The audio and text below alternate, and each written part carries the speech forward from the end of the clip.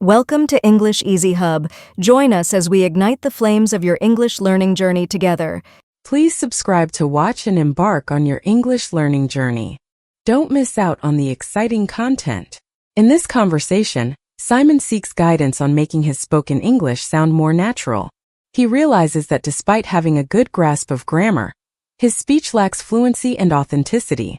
Through an insightful discussion with his professor, Simon explores various strategies, including listening to real conversations, practicing connected speech, using idioms appropriately, and understanding cultural context.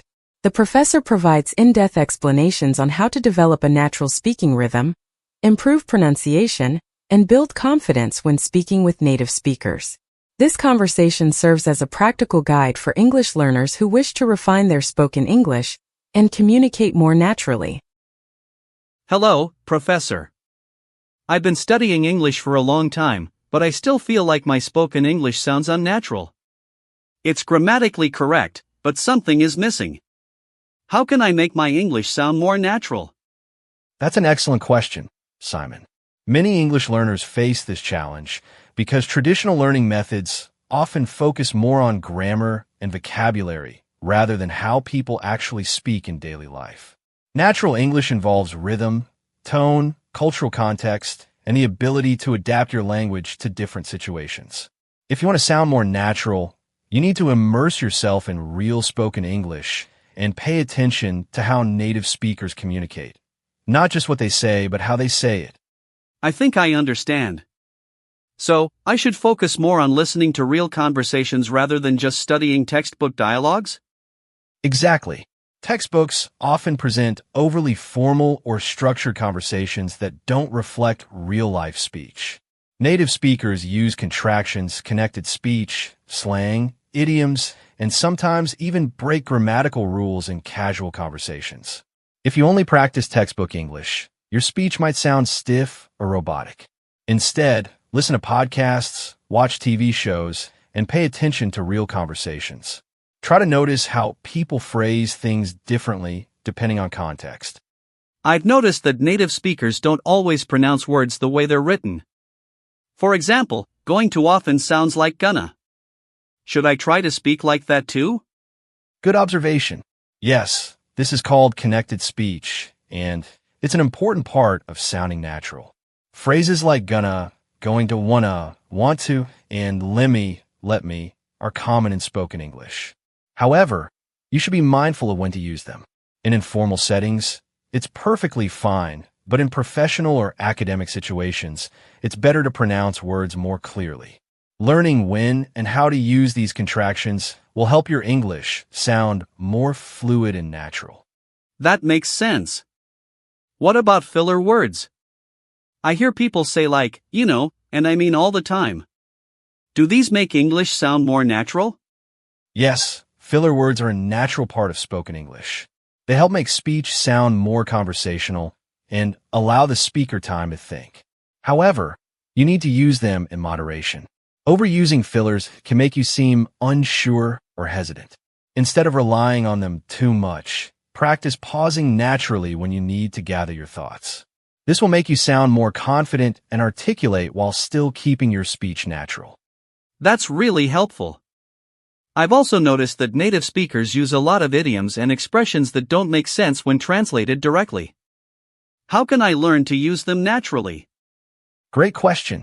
Idioms, phrasal verbs, and cultural expressions are a big part of natural English.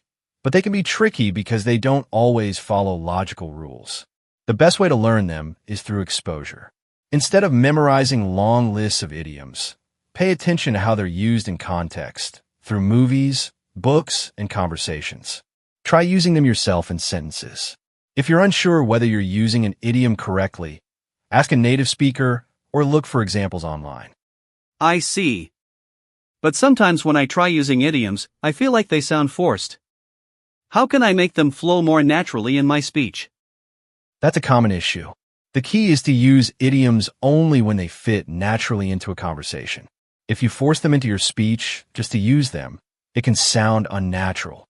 Instead, observe how native speakers use them and try incorporating them into your speech gradually. A good way to practice is by repeating short dialogues from TV shows or mimicking natural conversations where idioms are used. This will help you develop an instinct for when and how to use them. That's a great idea. I'll start paying more attention to idioms in real conversations. What about humor? I struggle with understanding jokes in English, and I never know how to respond when someone makes a joke. Humor is deeply cultural, so it can be one of the most challenging aspects of learning a language. English humor often involves wordplay, sarcasm, or references to pop culture, which might not translate well. To improve, expose yourself to comedy shows, stand-up performances, and social media content. Pay attention to how jokes are structured and how people react. If you don't understand a joke, it's okay to ask, "Oh, I didn't get that. What does it mean?" With time, you'll start recognizing patterns and even making your own jokes. That makes sense. Speaking of culture, I've realized that understanding cultural context is just as important as learning the language itself. How can I improve my cultural awareness? That's an insightful observation, Simon. Language and culture are closely connected. To truly speak naturally, you need to understand the customs, traditions, and social norms of English-speaking countries. Engage with English language media, follow current events, and learn about different cultural habits. For example, in Western cultures, small talk is common in social situations, while in some other cultures, it might not be as emphasized. Understanding these nuances will help you communicate more naturally and build better connections with native speakers. That's really interesting. I've been trying to practice speaking more, but sometimes I feel nervous, especially when talking to native speakers. How can I overcome this fear? It's completely normal to feel nervous when speaking a second language. The key is to build confidence through practice.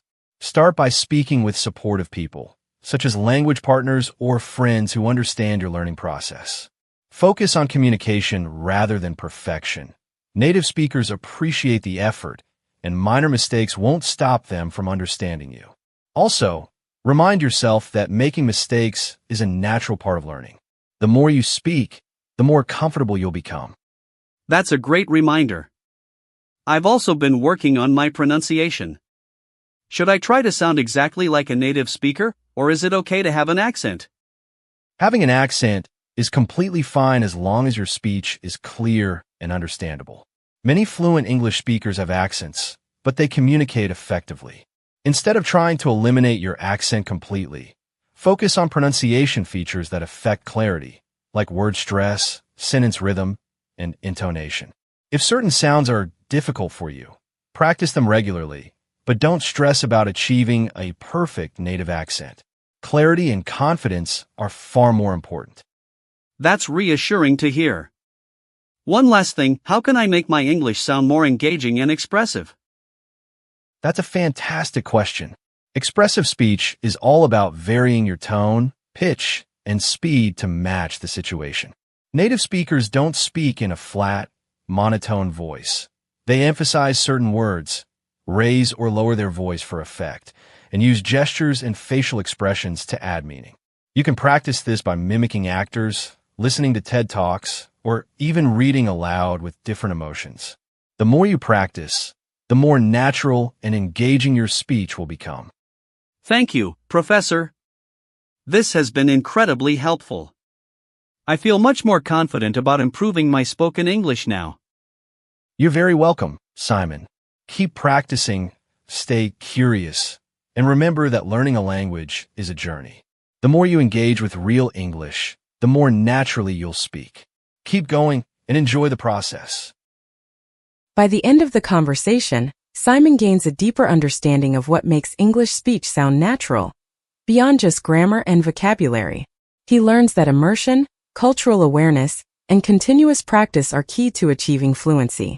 The professor emphasizes the importance of listening to real-life conversations, using idiomatic expressions naturally, practicing expressive speech, and overcoming the fear of making mistakes. The conversation highlights that mastering spoken English is not about perfection, but about effective communication and adaptability. With these insights, Simon feels more confident in his journey to becoming a fluent and natural English speaker. Thanks for watching. Remember to subscribe, like, comment, and share to keep the English learning journey alive.